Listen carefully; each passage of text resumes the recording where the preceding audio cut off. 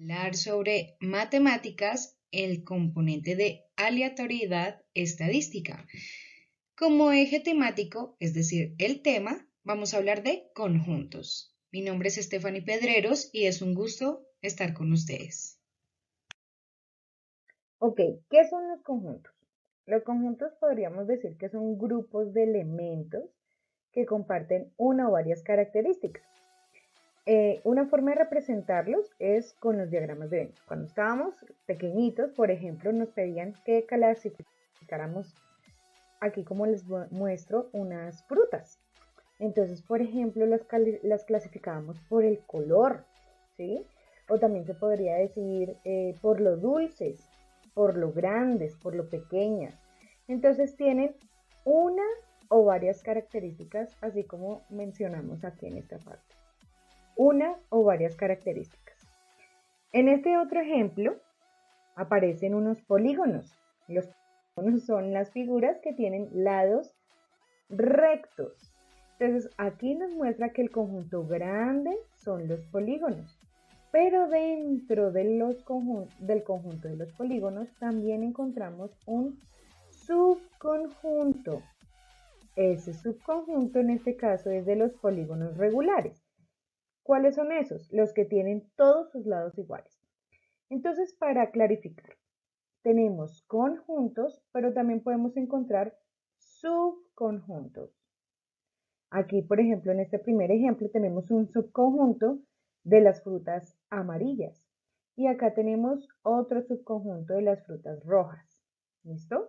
Así vamos a encontrar conjuntos y subconjuntos.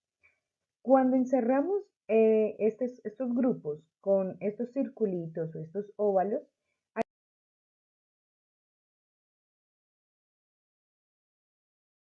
a eso les llamamos diagramas de Venn. Ahora, en el examen del IFEX, lo más seguro no es que nos pidan clasificar por colores, por tamaño, sino que tenemos un nivel un poco mayor. En este caso, nos permiten organizar información de grupos específicos, por ejemplo, la preferencia de gustos de un grupo de personas, o también, por ejemplo, los objetos que se encuentran en determinados lugares, etcétera, obteniendo información específica que nos soliciten. A continuación les vamos a mostrar unos ejemplos. En el primer ejemplo tenemos que en un salón de clase hay 32 estudiantes, de los cuales a 18 les gusta el fútbol, a 14 les gusta el baloncesto y a 5 les gusta los dos deportes. ¿A cuántos estudiantes no les gustan los dos deportes? Este es una clásica pregunta del ICFEX donde necesitamos el uso de diagramas de Venn. Por eso aquí puse dos circulitos y los puse como uniéndose. ¿Listo? Este es el conocido diagrama de Venn. Vamos a comenzar a nombrar cada conjunto con una letra. Por ejemplo, aquí tenemos que a 18 les gusta el fútbol, entonces por aquí voy a poner F de fútbol, y a 14 les gusta el baloncesto. Ahora, aquí la veo. Listo. Ahora, ¿cómo vamos a organizar esta información? El tip que les doy es colocar la información siempre de lo que está, digamos, en intersección, en lo que se están tocando los dos conjuntos, para afuera. Les voy a borrar por aquí y vamos a colocar la información. Entonces, miren aquí, dice, a 5 niños o estudiantes les gustan los dos deportes. Entonces no lo puedo poner aquí porque acá solamente me dice que le gusta fútbol. Tampoco lo puedo poner en este lugar porque acá me dice que solo le gusta baloncesto. Los tengo que poner en el centro. A 5 les gustan los dos deportes. Ahora dice que me voy a devolver un poquito. A 14 estudiantes les gusta el baloncesto. En total. Entonces, si yo me pongo a analizar aquí dentro del círculo de baloncesto, solo mirando el círculo de baloncesto, me puedo dar cuenta que ya hay 5. Entonces, aquí tengo que hacerme esta pregunta. ¿Qué le hace falta al 5 para completar en ese conjunto de baloncesto los 14 estudiantes. Entonces, ¿qué le hace falta al 5 para llegar a 14? Aquí ya me faltan 9 estudiantes. Y nos podemos dar, y comprobamos, dar cuenta de que aquí si yo sumo 9 más 5 me da 14 y efectivamente 14 estudiantes les gusta el baloncesto. Y por último, vamos a mirar lo de fútbol. Dice, a 18 les gusta el fútbol. Entonces, de nuevo, vamos a mirar solo el círculo de fútbol. Y nos damos cuenta que también ya hay 5. ¿Qué le hace falta al 5 para completar los 18 estudiantes que les gusta el fútbol? Bueno, acá nos faltan 13. Y verificamos. 13 más 5 me da 18. Y así ya podemos completarlo. Ahora, tenemos que mirar muy bien la pregunta. Voy a borrar por aquí las líneas para enfocarnos en lo que nos están preguntando. Dice, ¿a cuántos estudiantes no les gustan los dos deportes? En este caso, a los estudiantes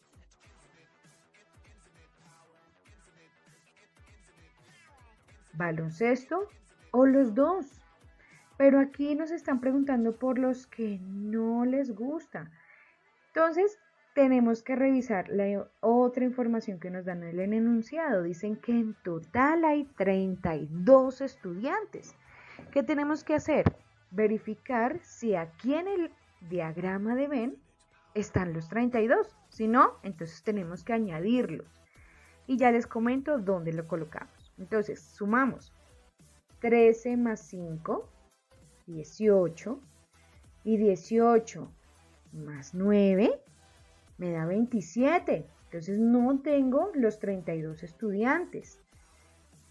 ¿Qué le hace falta al 27? Lo voy a hacer por aquí a un ladito para llegar a 32. Ustedes pueden hacer una resta sencillita. ¿Listo? Y lo logramos.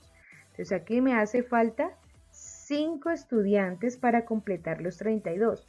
Pero no los puedo colocar dentro de los círculos de fútbol ni de baloncesto. Entonces, ¿dónde los pongo? Lo voy a poner afuera. Y entonces, esa sería la respuesta correcta, que son los estudiantes que no les gustan los dos deportes, porque no nos mencionan si les gusta el fútbol o el baloncesto. ¿Listo? Entonces, no les gusta ninguno de los dos deportes. La opción correcta es la C. Bien, ahora este es casi el mismo problema, pero miren la pregunta, cambió. Entonces, lo mismo, en un salón de clase hay 32 estudiantes, de los cuales a 18 les gusta fútbol, a 14 les gusta el baloncesto y a 5 les gustan los dos deportes. Ahora me dicen, ¿a cuántos estudiantes les gusta solo un deporte? Entonces, bueno, voy a repetir cómo se grafica. Entonces teníamos aquí que este circulito era el de fútbol y el de aquí era baloncesto. Comenzamos con la parte del centro, que es donde les gustan los dos deportes. Ya habíamos comentado que les gustaba 5 estudiantes. ¿Qué le hacía falta a 5 para llegar a 14 en los de baloncesto? Le faltaban 9. ¿Y qué le hacía falta al 5 para completar 18? Era 13. Ahora, es importante mirar en la pregunta que nos dicen solo un deporte. Es decir, me gusta fútbol, solo fútbol. No me gusta fútbol y baloncesto, no. Ahí ya son 2 deportes. Me gusta solo un deporte, fútbol. ¿Listo?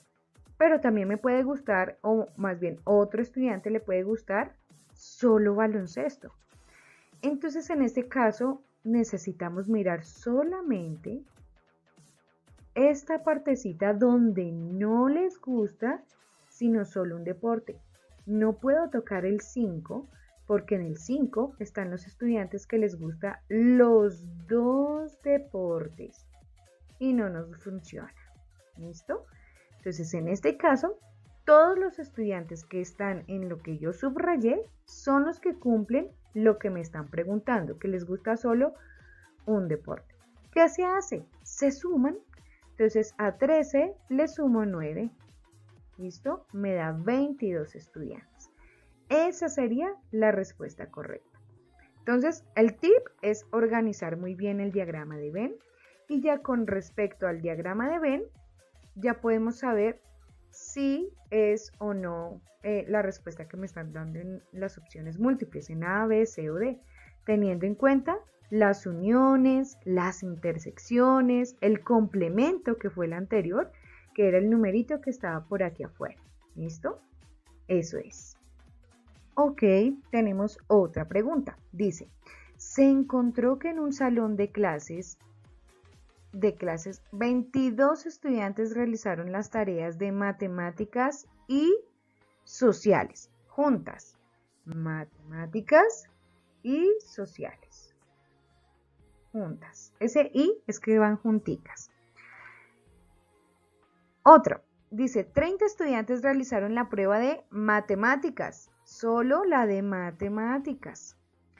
Y después dice, y 7 realizaron solamente la tarea de sociales. Esta palabra que dice solamente la voy a subrayar porque es muy importante cuando estamos hablando de conjuntos.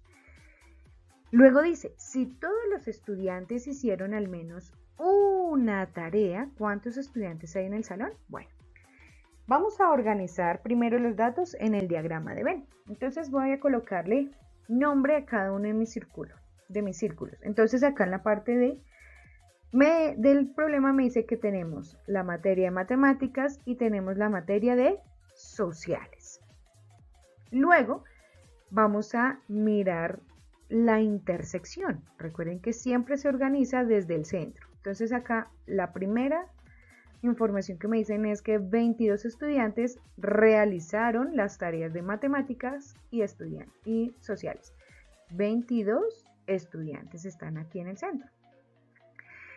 Luego me dice que 30 estudiantes realizaron la tarea de matemáticas. Entonces tenemos que enfocarnos aquí en el círculo de matemáticas. Si yo me enfoco solo en este pedacito, me doy cuenta que está el 22.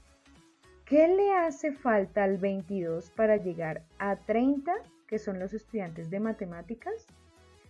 Bueno, me hace falta 8 estudiantes. 8 estudiantes, si yo lo sumo con los 22 que ya habían, hay en total 30 estudiantes. Ahora, dice, me voy a ir más para allá, para adelante, dice, y 7 realizaron solamente la tarea de sociales. Solamente. Es decir, no están dentro de los 22 que hicieron las dos materias. Solamente hicieron la de sociales. Por eso en ese caso va aquí solito 7.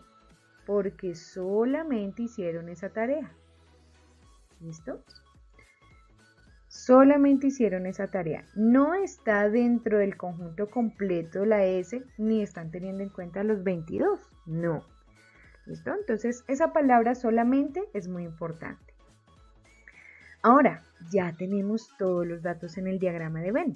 Ahora sí, nos enfocamos en la pregunta. Voy a volver a borrar las lineecitas y nos vamos a enfatizar la pregunta. Dice, ¿cuántos estudiantes hay en el salón?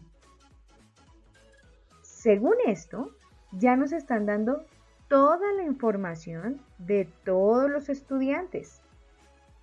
Entonces, ¿qué tenemos que hacer? Solo se suman. Entonces tenemos, por un lado, 30 estudiantes que son los en total de matemáticas, que es 8 más 22, 30. Y a esos 30 le sumo 7. Ahora, si de pronto es un poquito más complejo, entonces te animo a que realices la suma. 22 más 7 más 8. Y ahí haces la suma y te va a dar 37. La opción correcta es la A. Bien, se acerca un problema que es un poquitico más avanzado, pero el procedimiento es igual. Entonces vamos a hacerlo paso a paso. Dice así, en una encuesta a 250 personas sobre el sabor de helado que prefieren, se obtuvo que a 140 40 personas les gusta el sabor de chocolate, les gusta el chocolate. A 60 personas les gusta vainilla. A 50 personas les gusta el arequipe. A 10 personas les gusta el chocolate y vainilla. A 25 les gusta la vainilla y el arequipe, junticos. A 13 personas les gusta el arequipe y chocolate, junticos también. Finalmente, a 5 personas les gustan los 3 sabores. ¿Cuántas personas les gusta únicamente chocolate? Esa es la pregunta. Entonces, por eso subrayé chocolate, vainilla y arequipe, para colocarlos en los nombres de los conjuntos. Entonces tenemos aquí C de chocolate, V de vainilla y A de arequipe. Recuerden, así como en los anteriores ejercicios, vamos a colocar la información teniendo en cuenta lo que está en el centro. Entonces acá me dicen que a 5 personas les gustan los 3 sabores. Entonces aquí en el centro les gusta, miren, acá está el 5 que está para el círculo del chocolate, también para el círculo de la vainilla y también está para el círculo del arequipe. Entonces ahí lo puse, perfecto. Sigamos. Un poquito antes. Dice, a 13 les gusta arequipe y chocolate. Entonces me voy para el conjunto del arequipe y el del chocolate. Y me doy cuenta que ya tengo 5. Miren aquí, esta sería la intersección del arequipe y el chocolate, todo este grupito. Ya tengo 5. Necesito completar hasta 13. ¿Qué le hace falta el 5 para llegar a 13? Le hace falta 8. Muy bien. Ya tengo mis 13 personas. Ahora me voy a devolver un poquito. Dice 25 personas les gusta vainilla y arequipe. Entonces me voy con mi vainilla y mi arequipe. Lo mismo, si les gustan los dos, entonces aquí voy a buscar donde están junticos los círculos de vainilla y arequipe. Es este el lugar. Y me doy cuenta que también el 5 pertenece allí. Si a 25 personas les gusta vainilla y arequipe, ¿qué le hace falta al 5 para llegar a 25? Muy bien, le hace falta 20. Ahora me voy a devolver un poquito más. Dice a 10. A 10 personas les gusta chocolate y vainilla. Entonces me voy con chocolate y vainilla y me dicen que son 10 en total. Entonces vuelvo y reviso aquí donde se están uniendo chocolate y vainilla y veo que hay 5. ¿Qué le hace falta al 5 para llegar a 10? Excelente, otros 5. Entonces 5 y 5, 10. Y ahí ya completamos las intersecciones. Ahora nos vamos a ir a los específicamente, por ejemplo, a los que les gusta solo chocolate, o solo vainilla, o solo arequipe. Entonces aquí nos vamos para arequipe. Dice, a 50 personas les gusta arequipe. Entonces nos vamos a analizar todo el círculo del arequipe. Aquí me dice que están 20, 5 y 8 personas ahí. Entonces las vamos a sumar, ¿listo? ¿Cuánto nos da? Da 20 más 5 más 8. 25 más 8, 33. Y me dicen que en total en arequipe deben haber 50. 50 en arequipe y vamos 33. ¿Cuántos nos faltan?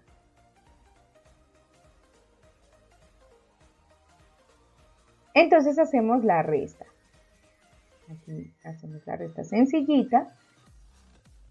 Y me dice que faltan 17 personas. Entonces aquí voy a colocar 17 personas.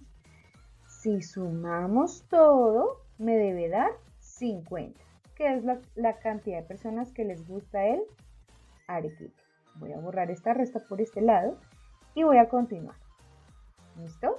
Ahora nos vamos con vainilla.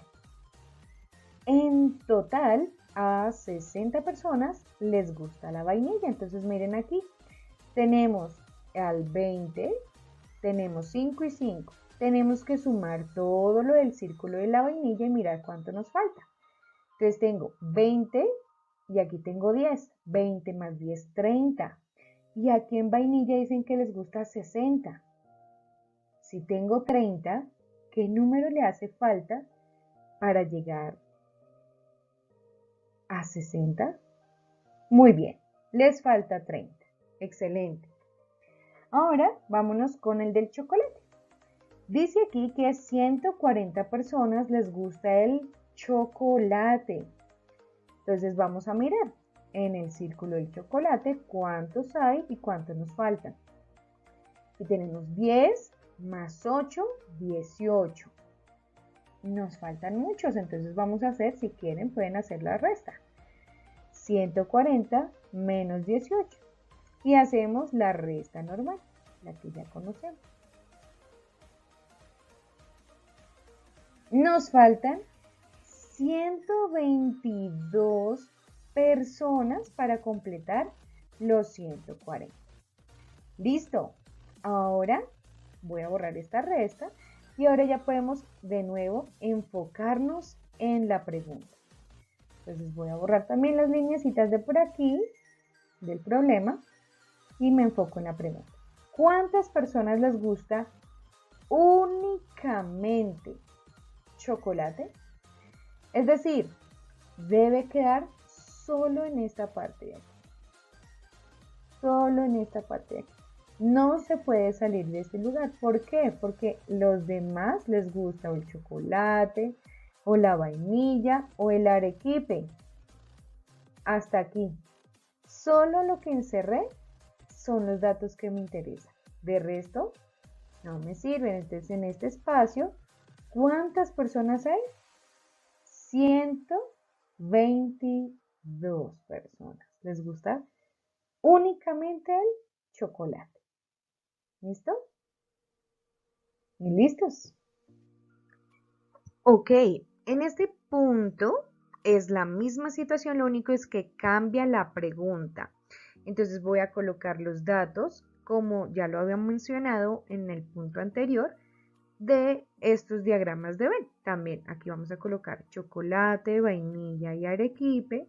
Por aquí habían 5 personas que les gustaban los 3 sabores. Por aquí completábamos los 13 que les gustaban arequipe. Aquí y chocolate vamos a completar los 25 que les gustaba arequipe y vainilla. Y por aquí vamos a completar los 10 que les gustaba chocolate y vainilla. Luego vamos a colocar los que les gustan los sabores específicos. Por ejemplo, 50 personas les gustaba arequipe. Al hacer la resta nos daba 17. Luego mirábamos los de vainilla y nos faltaban 30 para completar todos los 60. Y en chocolate nos faltaban 122 para completar los 140. ¿Listos?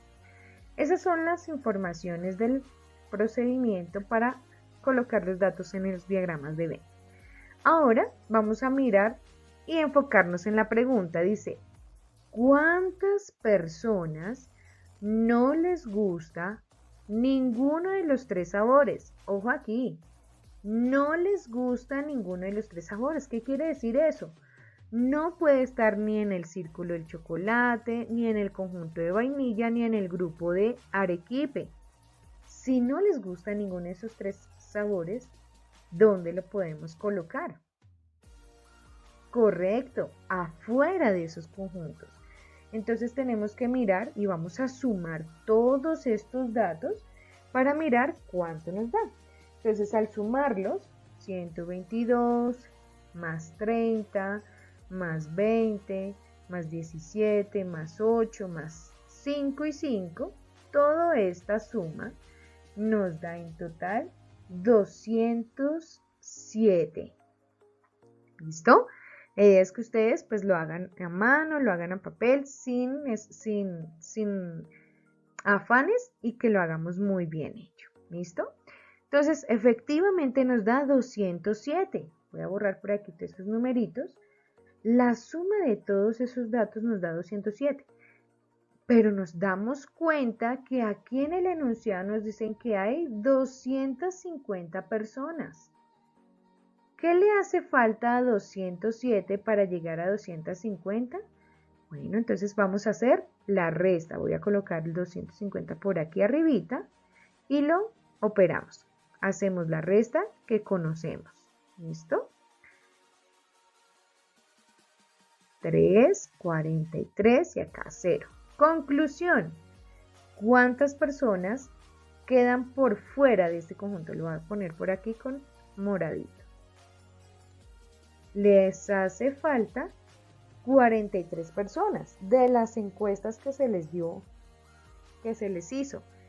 Lo más probable es que esas 43 personas no les guste ni chocolate, ni vainilla, ni arequipe, porque no están dentro de estos conjuntos.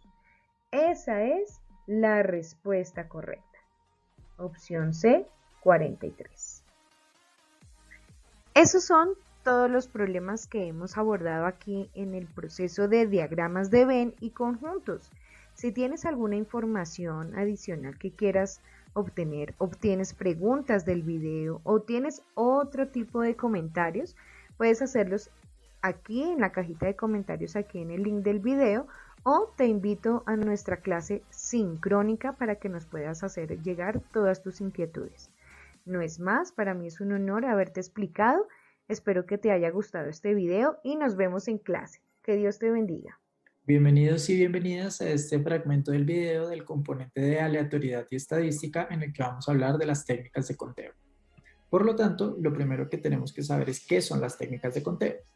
Las técnicas de conteo son fórmulas que nos van a permitir saber cuál es la cantidad de agrupaciones o el número de grupos distintos que podemos formar teniendo en cuenta un número de elementos disponibles. Hay tres técnicas de conteo más comunes, que son las permutaciones, las variaciones y las combinaciones, y a continuación vamos a explicarlas de forma que ustedes sepan cuál utilizar en cada una de las preguntas que así lo requieran durante la prueba saber. Las primeras son las permutaciones. Las permutaciones se caracterizan porque el número de elementos que tenemos se utilizan todos los elementos cuando vamos a conformar cada uno de los grupos. El orden en que los colocamos dentro del grupo es importante y los elementos no se pueden repetir al momento de conformar un grupo. Por lo tanto, si nosotros vemos que es una permutación lo que necesitamos, la fórmula es n factorial. Recordemos que n factorial es el producto de todos los números desde 1 hasta el número de elementos.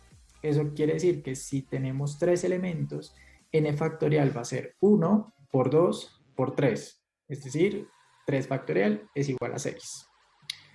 La segunda técnica de conteo son las variaciones. En el caso de las variaciones, vamos a saber que las tenemos que utilizar cuando los elementos que tenemos disponibles no se utilizan en su totalidad para conformar un grupo, el orden en que conformamos los grupos con los elementos es relevante y los elementos dentro del grupo no se repiten. En ese caso, la fórmula va a ser m factorial, en donde m es el número de elementos que vamos a incluir en un grupo, que recordemos no son todos los elementos disponibles, y n va a ser el número de elementos disponibles que tenemos. Finalmente, tenemos las combinaciones. En el caso de las combinaciones, no se usan todos los elementos disponibles para cada uno de los grupos que conformemos. El orden en que pongamos los elementos dentro del grupo no es importante y no se repiten los elementos dentro del grupo. En ese caso, la fórmula va a ser m factorial dividido n factorial por m menos n factorial. Aquí vamos a ver algunos tips para saber cuándo utilizarlas. Como vimos anteriormente, las técnicas de conteo se necesitan cuando queremos saber cuántos grupos se pueden conformar con una serie de elementos. Eso quiere decir que las preguntas en las que vamos a utilizar las técnicas de conteo son aquellas en las que el enunciado tenga frases o requerimientos como estos. ¿Cuál es el número de formas posibles en que puede ocurrir un evento? ¿Cuántos grupos diferentes pueden formarse dados unos elementos? ¿Y cuántas combinaciones se obtienen de estos elementos? Es decir, que si el enunciado tiene alguna de estas frases o frases similares, seguramente lo que te está pidiendo es que utilices una técnica de conteo. Para saber cuál de las técnicas de conteo debemos utilizar, recuerda lo que vimos en el slide anterior, en que depende de si se utilizan todos los elementos disponibles, si el orden es importante y si estos pueden llegar a repetirse. Otra cosa a tener en cuenta es qué sucede cuando hay varios eventos a los que tenemos que calcular el número de combinaciones posibles y cómo obtenemos el total de combinaciones dado estos dos eventos independientes. Para ese momento o para esos casos podemos utilizar el principio multiplicativo. El principio multiplicativo nos dice que podemos multiplicar la cantidad de formas de cada uno de los eventos y que esa multiplicación nos va a dar el total de los eventos. Y finalmente, podemos utilizar un diagrama de árbol. El diagrama de árbol es una estrategia o una representación gráfica para entender cómo suceden un evento después de otro, teniendo en cuenta las posibles combinaciones de las que hemos venido hablando hasta el momento. A continuación, vamos a ver algunos ejemplos de preguntas tipo ICFES que han aparecido en la prueba Saber para las cuales se deberían utilizar técnicas de conteo. Es importante que revises nuestros videos sobre técnicas enfocadas en pruebas tipo ICFES de matemáticas, ya que vamos a tocar algunos conceptos que mencionamos en ese momento. El primer ejemplo que vamos a ver es este, donde nos preguntan, el sistema de comunicaciones de un hotel utiliza los dígitos 2, 3, 4 y 5 para asignar un número de extensión telefónica de 4 dígitos diferentes a cada habitación.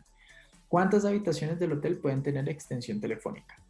La competencia que esta pregunta evalúa es la competencia de formulación y ejecución. Es decir, busca que tengamos un plan y determinemos cuáles son las fórmulas que vamos a utilizar para resolver este problema. Entonces, es importante que leamos y veamos qué es lo que nos están pidiendo. Lo que quieren saber es cuántas distintas formas de agrupar estos números existen para asignarles extensiones telefónicas a las habitaciones. Como vemos, la frase es similar a lo que vimos hace unos minutos, en donde nos preguntaban cuántas formas podemos agrupar unos elementos disponibles. Esto quiere decir que lo que vamos a necesitar es una técnica de conteo. Sin embargo, lo que tenemos que determinar ahora es cuál de las técnicas de conteo que vimos nos puede servir para resolver este problema. En ese caso, nos vamos a hacer 3 preguntas. La primera es, ¿se utilizan todos los elementos disponibles al momento de hacer cada uno de los grupos? En este caso la respuesta es sí, porque vemos que tenemos 4 dígitos disponibles, 2, 3, 4 y 5, y cada grupo, o en este caso cada extensión telefónica va a tener 4 dígitos. Es decir, que yo voy a tener que utilizarlos todos al momento de agrupar o de generar cada una de las extensiones.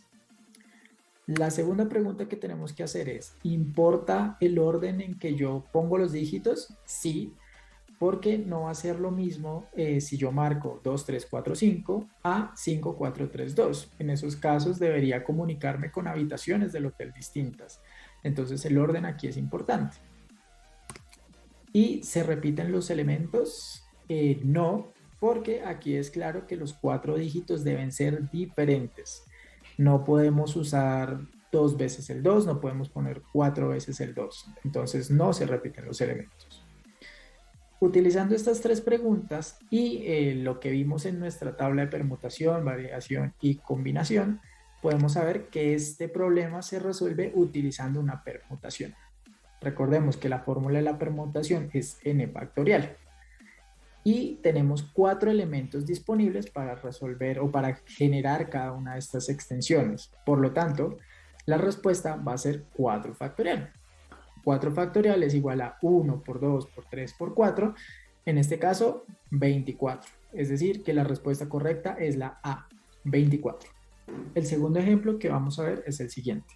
Los organizadores de un campeonato internacional de patinaje entregan la medallería solo a los países que hayan ocupado los 3 primeros puestos. La tabla muestra el número de formas posibles en que se pueden ocupar los 3 primeros puestos que se premiarán según el número de países participantes. Esta pregunta hace parte de la competencia de formulación. Igualmente, lo que el ICFES busca en esta pregunta es que seas capaz de formular un plan y encontrar unas fórmulas matemáticas que te van a ayudar a resolver este problema.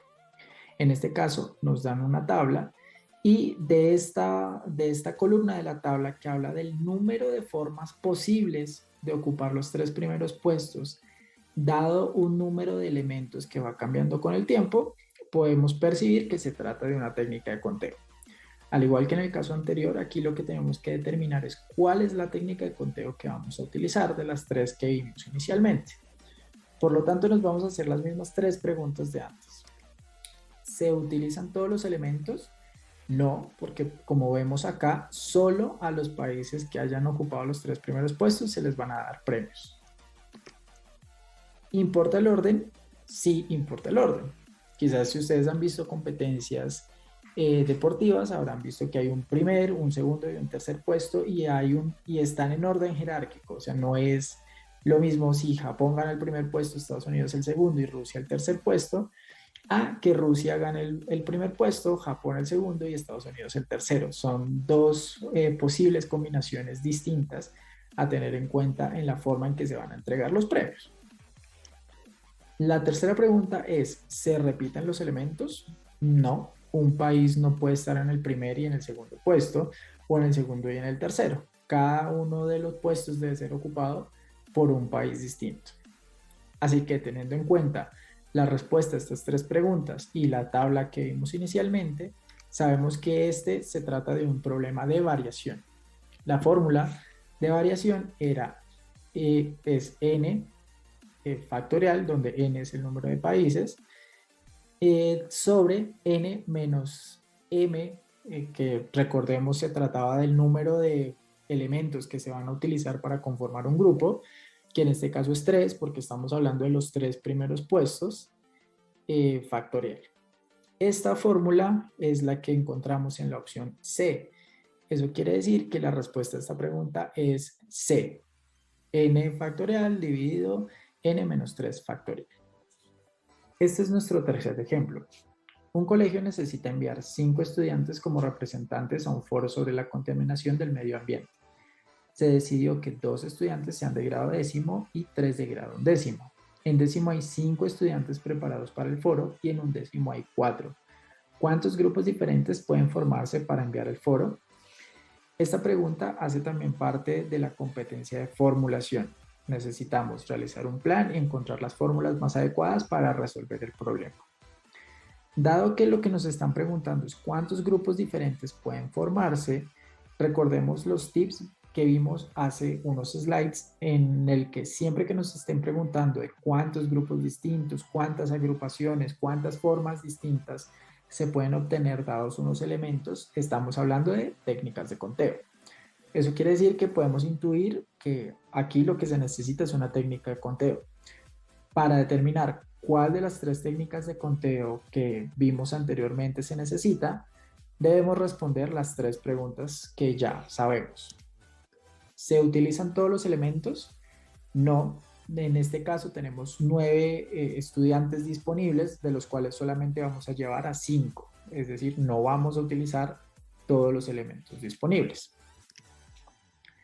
¿Importa el orden? No. Dentro del grupo de estudiantes que estamos conformando no hay una jerarquía, o sea, no importa si yo tengo un grupo conformado por Juan y Paula y otro grupo conformado por Paula y Juan, esos 2 grupos en realidad son exactamente lo mismo, así que no importa el orden.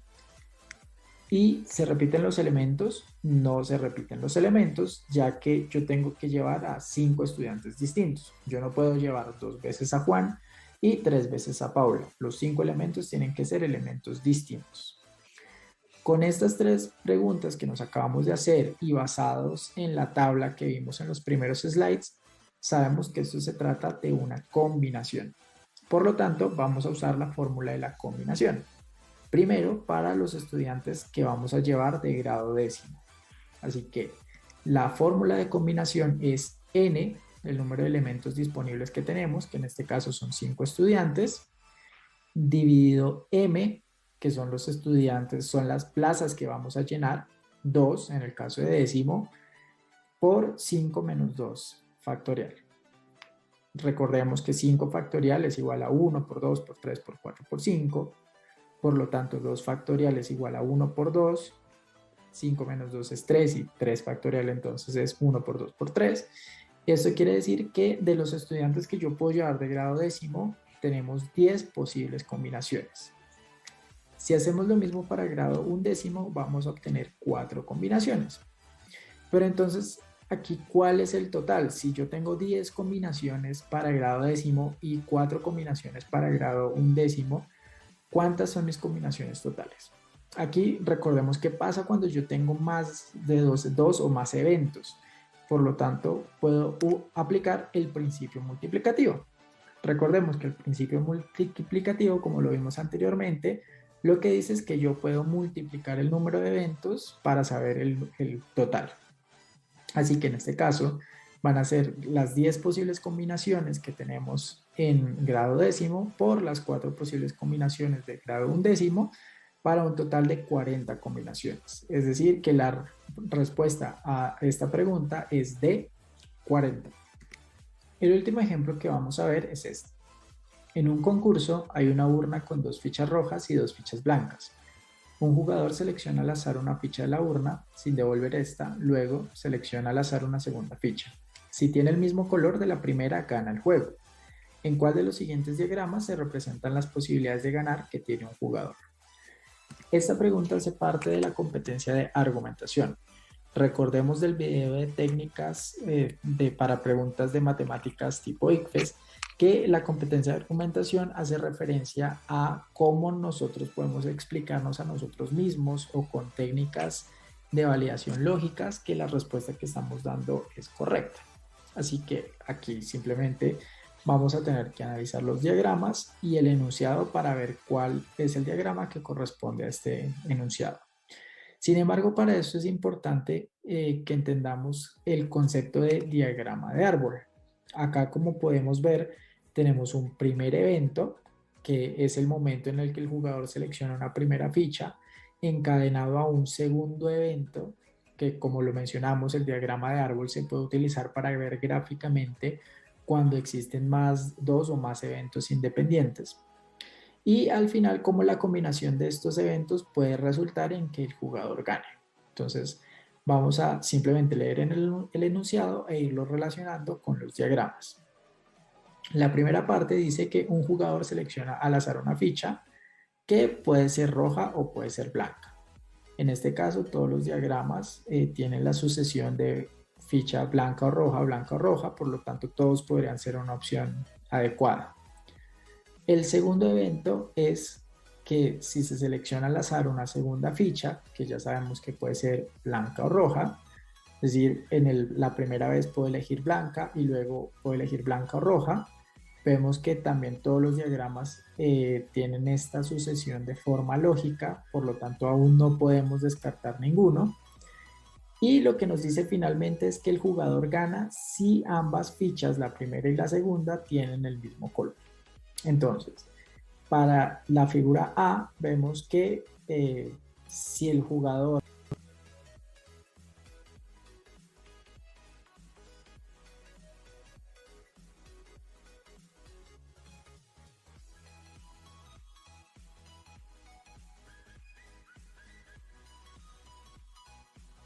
selecciona en el primer evento una ficha blanca y luego una ficha roja, gana. Esto es incorrecto, así que podemos descartar la A. En el diagrama B vemos que si selecciona la ficha blanca y luego otra vez blanca, gana. Esto es correcto. Sin embargo, aquí nos dice que si selecciona la ficha roja y luego la blanca, gana, y esto es incorrecto.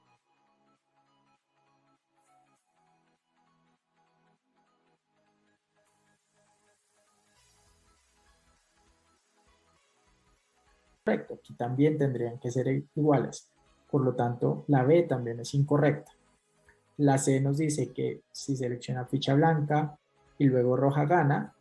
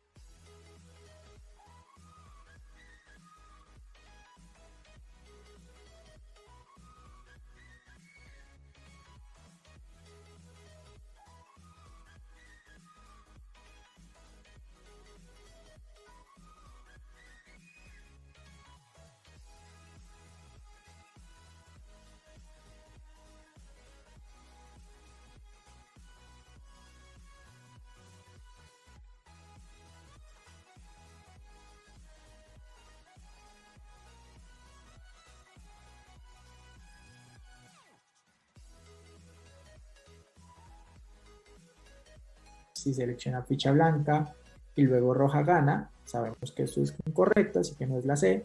Por lo tanto, vemos que el diagrama correcto es el D, en donde si un jugador selecciona al azar una ficha primero, que puede ser de cualquier color, luego una segunda ficha, que bien puede ser blanca o roja, y si estos dos colores son iguales, en este caso blanca y blanca o roja y roja, gana. Entonces el diagrama que apropiado para el enunciado que estamos viendo es D. Este segmento del video busca explicar las técnicas de conteo y cómo utilizarlas en las preguntas a las que ustedes se van a enfrentar en las pruebas saber. Recuerden que siempre que estemos hablando de posibles grupos o posibles agrupaciones, cuántos de ellos podemos conformar con los elementos disponibles, seguramente las técnicas de conteo nos van a ser muy útiles y que podemos determinar exactamente cuál es la técnica de conteo que necesitamos respondiendo a 3 simples preguntas. La primera, ¿utilizamos todos los elementos disponibles para conformar un grupo? La segunda, ¿es importante el orden en que yo pongo los elementos para conformar un grupo? Y la tercera, ¿dentro de un grupo se pueden repetir los elementos? De esta forma podemos saber si estamos hablando de una permutación, de una variación o de una combinación. Finalmente, si existen 2 o más eventos, nos puede ser útil el principio multiplicativo, en donde multiplicamos el total de estas fórmulas, de estas técnicas de conteo, para obtener el número de posibles combinaciones totales, o podemos utilizar un diagrama de árbol para ver visualmente, gráficamente, qué es lo que está sucediendo en nuestro escenario. Muchas gracias por la atención. Recuerden que si tienen alguna pregunta pueden hacerla en la caja de comentarios o conectarse a las clases sincrónicas que vamos a tener a lo largo de esta semana. Hola a todos, espero se encuentren bien.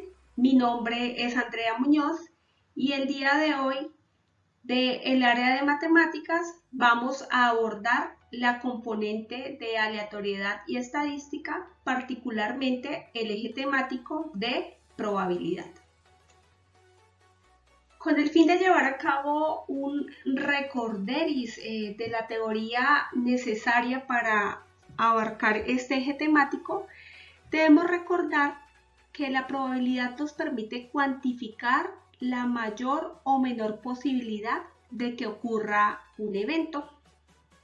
Generalmente, este valor se encuentra comprendido entre 0 y 1 y básicamente para poder calcular qué tan posible o probable es de que algo ocurra, tenemos que tener en cuenta el número de eventos posibles y el número de eventos favorables a esa probabilidad que estamos indagando.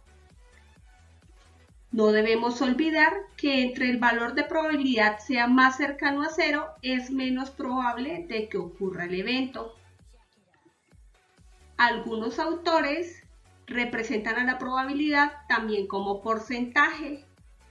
Entonces aquí se hace una equivalencia si la probabilidad de 0 es equivalente o semejante al 0%, si la probabilidad es 1 es equivalente al 100% y si la probabilidad es de 0.5 es equivalente al 50%. Una vez tenidos en cuenta los elementos antes descritos, vamos a ver el primer ejercicio. En él nos dicen que hay una institución educativa donde hay 2 grados 11. Nos están relacionando a través de una tabla el número de hombres y de mujeres en cada uno de esos cursos. Aquí, por ejemplo, podremos ver que en el curso 11A hay 40 alumnos, en el 11B 35 alumnos y que por tanto la totalidad de estudiantes, tanto hombres como mujeres, en el grado 11 es de 75. También encontramos discretizada esa información para hombres y mujeres en cada uno de esos cursos de 11 grado. El enunciado nos está diciendo que la probabilidad de escoger un estudiante de grado 10 de esta institución y que ese estudiante sea mujer es de 3/5. También nos están preguntando que este valor corresponde a la razón entre el número total de mujeres y nos están dando unas opciones de respuesta. Aquí entonces deberemos identificar que la pregunta que nos están haciendo es asociada a las mujeres. Inherentemente entonces ya podremos ir viendo de las opciones de respuesta cuáles no relacionan a mujeres y podremos irlas descartando.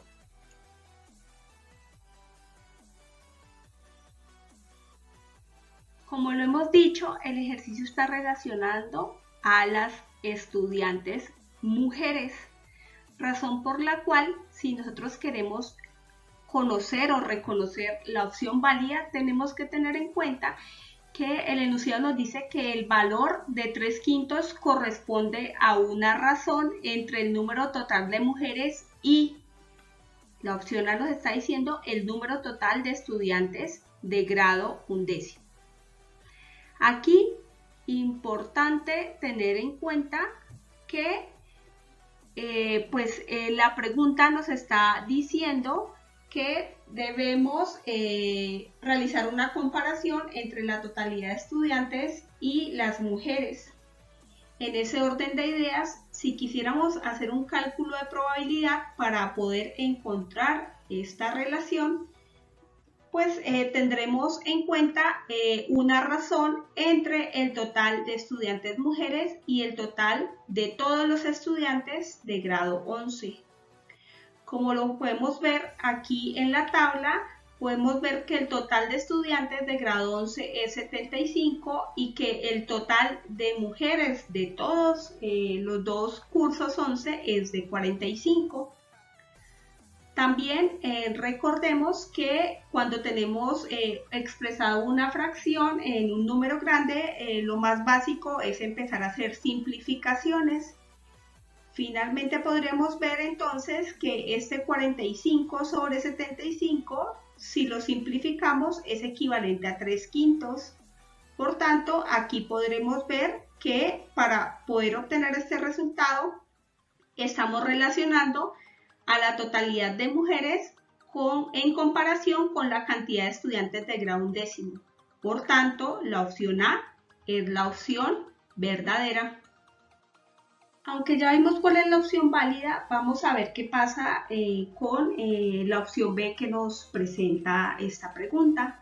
En ella dice que 3/5 debería de ser el valor que corresponde a la razón entre el número total de mujeres y el número total de hombres de grado 11. Aquí debemos recordar particularmente lo que dice el enunciado. En el enunciado nos están pidiendo o nos están indicando que la probabilidad de escoger un estudiante de grado 11 de esa institución que sea mujer es 3/5. ¿Eso qué quiere decir? Que nos están haciendo una pregunta o nos están pidiendo una comparación de la cantidad de mujeres en representación de todos los estudiantes de esa institución. Entonces no podríamos en ningún momento hacer una comparación de la totalidad de mujeres solamente con el número total de hombres de ese grado 11. Por tanto, esa opción también es falsa. De manera similar, podríamos ver que la opción C tampoco tiene nada que ver con la pregunta del enunciado que nos están dando, porque nos estaría diciendo que tendríamos que relacionar el número total de mujeres y el número total de mujeres del curso 11B. Entonces, nuevamente, como nos están preguntando o nos están haciendo alusión a la información de todos los estudiantes de 11 de la institución que estamos analizando, pues esa opción también es falsa. De manera equivalente a la opción de respuesta que analizamos en la parte B, podemos ver que la parte D pues tampoco tiene ninguna relación con el enunciado de la pregunta que nos están pidiendo, razón por la cual pues tener en cuenta el número total de hombres del curso 11A para nada está relacionando a los estudiantes de toda la institución educativa y entonces esa opción es falsa. Vamos a ver otro ejercicio. Este ejercicio es bien interesante porque nos están diciendo que en esta tabla que tenemos aquí se está presentando las cartas que conforman una baraja de póker. El enunciado dice que si la probabilidad de escoger una de ellas que cumpla dos características determinadas es 0, estas características podrían ser. Aquí nos están dando 4 opciones de respuesta. Aquí el tip y lo más importante de tener en cuenta es que cuando nos están hablando de que la probabilidad es 0, nos están diciendo que ese evento es imposible de que ocurra.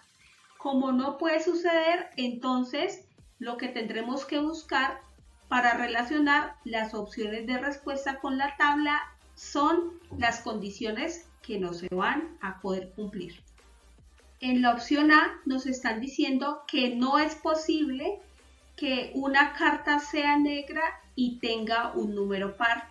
Si nosotros vemos esta tabla, podríamos ver que las cartas negras pueden ser picas o tréboles y que sí hay varias cartas negras que tienen un número par, razón por la cual este evento sí puede ocurrir y entonces iría en contravía con la pregunta del enunciado, por tanto la opción de respuesta es falsa.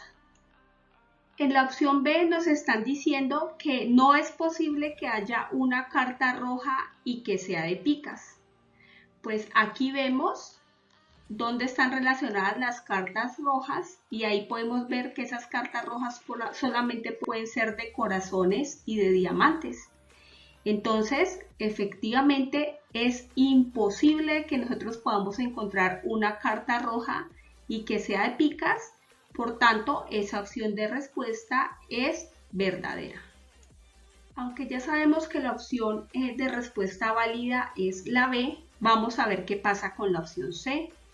En la opción C nos dicen que es imposible que haya una carta de corazones y que tenga un número impar. Si vemos, en las cartas rojas están las cartas de corazones y aquí podemos identificar que sí hay unas cartas de corazones que tienen un número impar, razón por la cual este evento sí puede ocurrir, entonces va en contra de la pregunta que nos están haciendo el enunciado y la opción de respuesta es falsa. Analizando la opción D, nos dicen que es imposible que haya una carta roja K y que sea de diamantes. Si vemos la tabla, vemos que las cartas rojas pueden ser de diamantes y estamos viendo una carta K. Entonces, este evento sí puede ocurrir y esta opción de respuesta es falsa. Vamos a analizar ahora este ejercicio. En él nos dicen que en una bolsa hay 3 bolas rojas, 3 negras y 12 blancas. Y nos dicen que hay una persona que afirma que al sacar una bola al azar, los 3 colores tienen la misma probabilidad de salir. Esta afirmación es, y las opciones de respuesta están entre verdadera y falsa, con su justificante respectivo. Importante que tengamos en cuenta que la probabilidad se calcula teniendo en cuenta el número de eventos favorables y el número de eventos posibles. Vamos a ver qué pasa entonces con esta pregunta. Como primera medida, yo les podría sugerir que deberíamos de calcular cuál es la probabilidad de que cada uno de estos eventos ocurra. En ese orden de ideas debemos tener en cuenta que como en totalidad tenemos a 18 bolas de 3 colores, el número de eventos posibles corresponde a 18. Ahora bien, vamos a calcular la probabilidad de que se pueda sacar una bola de color rojo. Como las bolas de color rojo son 3, entonces el número de eventos favorables está asociado a la variable que estamos analizando, en este caso las bolas rojas, y ese valor de probabilidad nos daría 0.17. Como la cantidad de bolas negras es la misma que la de las bolas rojas, la probabilidad de que ocurra ese evento es 0.17. Y aquí, muy importante que debemos tener en cuenta, es que la cantidad de bolas blancas es 12, razón por la cual la probabilidad de que al sacar una bola, esa bola sea de color blanca es de 0.67. Si nos vamos entonces al enunciado de este ejercicio, donde nos dice que una persona afirma que al sacar una bola al azar los 3 colores tienen la misma probabilidad, pues podemos ver que los valores de probabilidad son diferentes, por tanto, esa opción es falsa. Sin embargo, si leemos las preguntas, podemos ver que en la primera opción nos dicen que eso es verdadero, pues el número de bolas de cada color no importa. Aquí podemos ver que efectivamente sí importa el número de bolas de cada color para el cálculo de probabilidad, por tanto, esa opción es falsa. Analizando la opción B, nos dicen que la afirmación de que la probabilidad de sacar una bola de cada uno de los colores es la misma es falsa, pues no se sabe el número total de bolas en la bolsa. Esta opción es falsa porque efectivamente nosotros sí sabemos cuál es el número total a través de la sumatoria de la cantidad de bolas rojas, negras y blancas que hay. Por tanto, esta opción es falsa. En la opción C de este ejercicio nos dicen que esa afirmación es falsa, pues hay más bolas de un color que de los otros 2 colores. Efectivamente, si lo vemos aquí, hay muchas más bolas blancas que bolas rojas y negras, por tanto, esa opción de respuesta es la verdadera. Para considerar o analizar todas las opciones de respuesta, podremos ver que la opción D nos dicen que es verdadera, pues las bolas están repartidas de igual manera. Esta afirmación es falsa porque ya nosotros sabemos de que la cantidad de bolas rojas, negras y blancas no es la misma. Por tanto, pues esta opción va en contravía y no va al lugar con el enunciado que nos están preguntando. Vamos a analizar este ejercicio. En este ejercicio nos dicen que se lanzan 4 fichas que tienen 2 caras cada una. Que hay una ficha azul y que tiene sus 2 caras azules. Nos dicen que hay otra blanca que tiene sus 2 caras blancas y nos dicen que hay otras 2 fichas y que tienen una cara azul y una cara blanca. Lo que nos están preguntando es que cuál de los siguientes eventos es imposible que ocurra. Importante notar que por memotecnia, pues aquí el tip básico es solamente hacer en un dibujito pues la representación del enunciado. Nos están diciendo que se tienen 4 fichas y estamos viendo que cada una de las fichas tiene 2 caras. De acuerdo al enunciado, pues estamos ejemplificando por colores las combinaciones posibles. Ahora vamos a analizar cada una de las opciones de respuesta. Vamos a analizar la opción A del ejercicio, que nos dice que es imposible obtener una cara azul y 3 caras blancas. Si vemos esta memotecnia gráfica, podemos ver de que esa afirmación es falsa porque con la distribución inicial que le dimos a las figuras, aquí encontramos una cara azul y 3 caras blancas. En la opción B nos están diciendo que es imposible obtener 2 caras azules y 2 caras blancas. Fíjense que inicialmente esta era la memotecnia que nosotros habíamos hecho y por eso le llamamos aquí orden 1, donde estas son las caras de la ficha 1, 2 y este es el orden de los colores de las caras 1 y 2 para las fichas 3 y 4. Sin embargo, es imposible no considerar o no recordar que el color de las caras lo podemos cambiar con las consideraciones iniciales de disposición de cada una de las fichas. Por tanto, si vemos, si solamente cambiamos o invertimos el color de las caras, porque como el enunciado no nos está diciendo nada del color fijo de la cara 1 y de la cara 2, si hacemos solamente una consideración de cambio de color en la ficha 3, podríamos ver que al intercambiar y ya no considerar que la cara 1 es azul sino blanca y que la cara 2 ya no es blanca sino azul, podremos encontrar esa combinación de obtener 2 caras azules y 2 caras blancas. Por lo tanto, esa opción de respuesta es falsa. En la opción C nos están diciendo que es imposible obtener 3 caras azules y una cara blanca. Fíjense, este fue el orden inicial que le dimos al ejercicio. Aquí podemos ver que si comparamos todas las primeras caras de la ficha 1, solamente aquí podríamos identificar que tendríamos 3 caras azules y una cara blanca, por tanto este evento sí podría ocurrir, entonces esta opción de respuesta es falsa. Si finalmente vemos la opción D, nos dice que es imposible que ocurra el evento de tener 4 caras azules y 0 caras blancas. Definitivamente esto es imposible porque la ficha 1 y la ficha 2 tienen el mismo color en sus 2 caras, por tanto ninguna combinación nos podría permitir de que este evento ocurriera, entonces esta es la opción verdadera de esa pregunta de ese ejercicio. Vamos a ver este ejercicio. Nos dicen que si se lanza una caja de fósforos, esta puede caer en cualquiera de las posiciones que marca la figura. Esta es la posición 1, 2 y 3 de la caja de fósforos.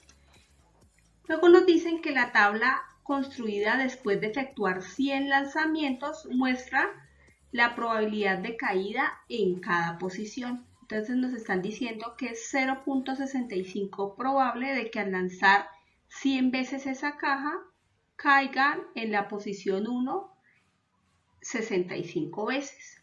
Esto comparación la están haciendo para la segunda y la tercera posición. Lo que nos está pidiendo el enunciado del ejercicio es una opción de respuesta asociada a la pregunta que dice: después de otros 100 lanzamientos más, se espera que. Aquí debemos tener en cuenta que si no nos están dando ningún tipo de restricción, esta información que nos están suministrando nos permitiría predecir la probabilidad para muchísimos más lanzamientos que 100. Por tanto, estos elementos nos van a permitir extrapolar la información del enunciado para más eventos. En la opción A nos están diciendo que después de otros 100 lanzamientos más, se espera que más de la mitad de las posiciones de caída correspondan a las posiciones 2 y 3. Pues vamos a ver qué es lo que pasa con las posiciones 2 y 3. Fíjense que si nosotros realizamos una suma de estas dos probabilidades, vemos que el resultado de ese valor es 0.35.